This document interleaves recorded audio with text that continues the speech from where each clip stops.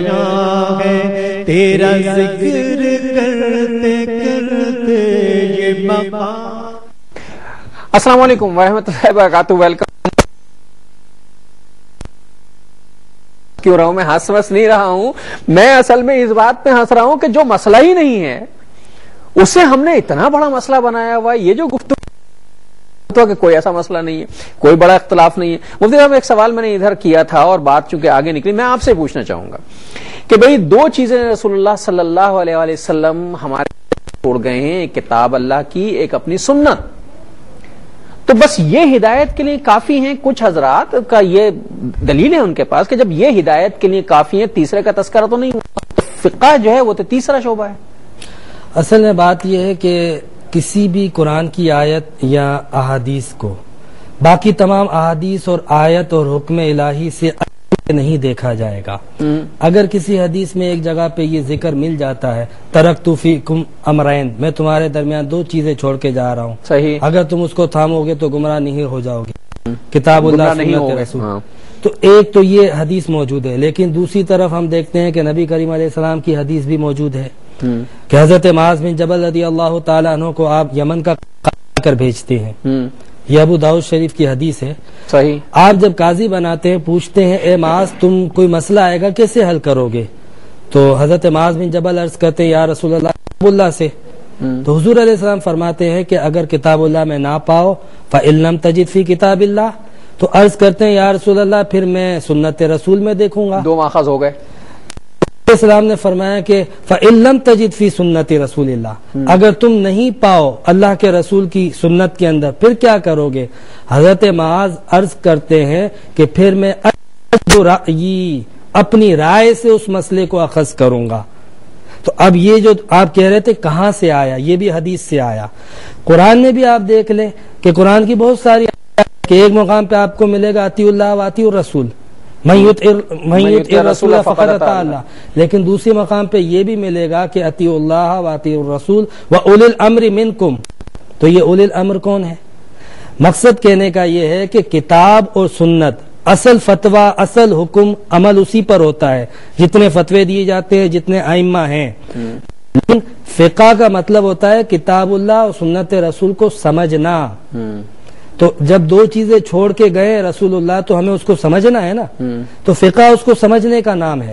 جب آپ اس کو سمجھیں گے، اس میں سے مسائل کو اخذ کریں گے، اور بڑی اہم بات جس کو لوگ نہیں سمجھتے ہیں اور بڑے بڑے ائمہ کی تقلید کا یا ان کی اطاعت کا انکار کر دیتے ہیں، فقط اس آیت کو یا حدیث کو کا حکم ہے قرآن میں، اطیعوا الامام کا حکم نہیں ہے۔ دیکھیے قرآن اصول کی کتاب ہے، اس میں ہر مسئلے کی جزیات نہیں ہے۔ پھر جب درپیش آتا ہے، حضرت عمر فاروق رضی اللہ تعالیٰ عنہ کے دور خلافت میں فتوحات کہاں تک پہنچ گئی تھی، حضرت امیر معاویہ کے دور خلافت میں فتوحات کہاں تک پہنچ گئی تھی، تو دور دور بلاد پھیل چکا تھا، خطہ زمین پھیل چکا تھا، ہر خطے کے نئے نئے مسائل، نئے نئے طبقے۔ آپ یہاں پر بیٹھے ہیں، اس وقت آپ کے ساتھ کوئی مسئلہ درپیش آئے گا کہ آپ کیو ٹی وی کے فلور پہ نماز ہیں یا نہیں، محمود غزنوی صاحب، تو قرآن یا حدیث میں نہیں لکھا ہوگا کہ محمود غزنوی صاحب کیو ٹی وی کے فلور پہ نماز پڑھ سکتے ہیں، بلکہ ایک عمومی حکم ہوگا جس سے فقہا اس کی جو ہے جزیات جو ہے اس کا انطباق جو ہے وہ فردن فردن کریں گے۔ تو یہ تفصیلات نکالنا یہ فقہ کہلاتا ہے۔ اچھا مفتی صاحب، میں کیو ٹی وی کے فلور پہ نماز پڑھ سکتا ہوں؟ بے شک پڑھ سکتا ہوں۔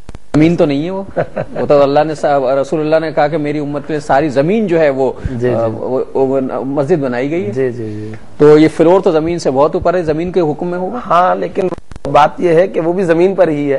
اچھا میں جو سوال پوچھنا چاہ رہا ہوں وہ یہ کہ جب یہ ہم کہتے ہیں کہ صاحب یہ فقہ کہاں سے آیا اور تیسری چیز کہاں، تو اس میں یہ ہوتا ہے کہ ایک ہی مسئلے پر، اب آپ نے اتنی چیزیں بتائی تھی، 25% اختلاف رہ جاتا ہے جو جزوی نوعیت کا، ایک ہی مسئلے پر مفتی عامر صاحب سے میں فتویٰ لیتا ہوں، یہ کوئی اور فتویٰ دیتے ہیں، میں آپ سے فتویٰ لیتا ہوں، آپ کوئی اور فتویٰ دیتے ہیں، عام آدمی اس میں الجھ جاتا ہے، یہ کیوں ہوتا ہے؟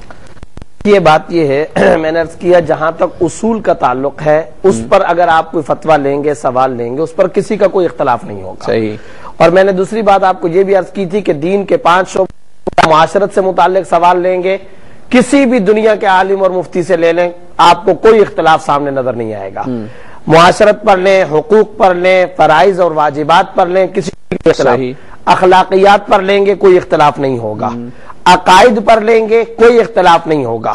جیسے کہ میں نے آپ کو بتایا اللہ ایک ہے، رسول اللہ صلی اللہ علیہ وسلم پر ایمان لانا ہے، فرشتوں کا وجود برحق ہے، اس میں امام مالک امام احمد کا کوئی اختلاف نہیں ہے، امام شافعی اور امام ابو حنیفہ رحمۃ اللہ علیہ کا کوئی اختلاف نہیں ہے. اگر تو آپ دین کے ان 3 شعبوں سے متعلق سوال پوچھیں گے کہیں سے کوئی اختلاف نظر نہیں آئے گا، چاہے وہ مفتی عامر یا بندہ زبیر سے لے لیں یا دنیا کے کسی بھی آدمی سے لے لیں، مراکش سے لے لیں، جکارتہ سے لے لیں، سعودیہ سے لے لیں یا کویت اور متحدہ عرب امارات سے لے لیں، ان 3 شعبوں سے متعلق آپ کو ایک ہی جواب ملے گا.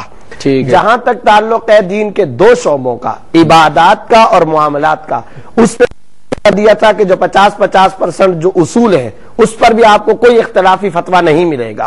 ہر ایک امام آپ کو بولے گا کہ ظہر کی 4 رکعتیں ہیں، ہر ایک بولے گا پیسہ آنے پر زکات، ہر ایک بولے گا پیسہ آنے پر حج کرو، ہر ایک بولے گا کہ صبح صادق سے لے کر آپ سحری کے وقت سے مغرب تک روزہ رکھو.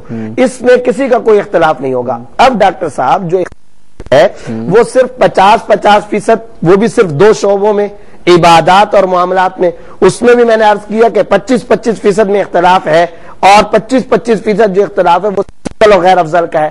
اب صورت یہ بات پیدا ہوتی ہے کہ یہ ان 2 شعبوں کے 25% میں آپ کو اختلافی فتویٰ کیوں ملتا ہے؟ اس کا جواب یہ ہے ڈاکٹر صاحب، دین جو ہے تدریجی طور پر آیا ہے. دین کے تمام احکام ایک ہی وقت میں نہیں آئے، تدریجی طور پر آئے. میں اس کی چھوٹی سی مثال آپ کو بتاتا ہوں. شراب کو حرام کرنا مقصود تھا، صحیح، جب شراب کو ایک دم نہیں ہوئی. آپ کو پتا ہے کہ شراب کی حرمت کے بارے میں تدریجی ارتقاء کا ایک بڑا زمانہ آیا ہے. وہ کس طرح؟ یہ کہا گیا صرف اور صرف یہ آیت اتار دی گئی. کیا آیت؟ شراب پیتے ہو اسمہما اکبر من نفعہما، اس میں کچھ فائدے بھی ہیں کچھ نقصان بھی ہیں، لیکن اس کے نقصان ذرا زیادہ ہے. کھڑے ہو گئے، حرام نہیں قرار دی گئی، کان کھڑے ہو گئے، اچھا اس میں نقصانات کے پہلو بھی ہیں. یہ بات اللہ تعالیٰ نے قرآنی آیت کے اندر اتار دی اور بس اب خاموشی. کیوں؟ اصل مقصود تھا دلوں کا گراؤنڈ تیار کرنا تھا عقیدہ آخرت کے لیے، توحید خداوندی کے لیے، رسول اللہ صلی اللہ علیہ وسلم کی ختم نبوت کے لیے، عقائد کے شعبے پر محنت کرنی تھی. اب معاملہ یہ تھا کہ فوری احکام آہستہ آہستہ آئے ہیں. جب عقیدہ آخرت پکا ہوگا تو پھر آپ جزوی احکام بھی لاؤ، انسانیت اس کو تسلیم کرے گی. ایک چھوٹا سا وقفہ. ناظرین آپ کیا کال کرنا چاہ رہے ہیں؟ میرا خیال نہ کریں تو اچھا ہے کہ میں آپ کی طرف سے ہوں نا یہاں، لیکن دل چاہ رہا تو کر لیجیے گا کال. میں ایک وقفے سے واپس آتا ہوں. وہی گفتگو کو لب پر تیرا نام آ گیا ہے، تیرا ذکر کرتے کرتے یہ مقام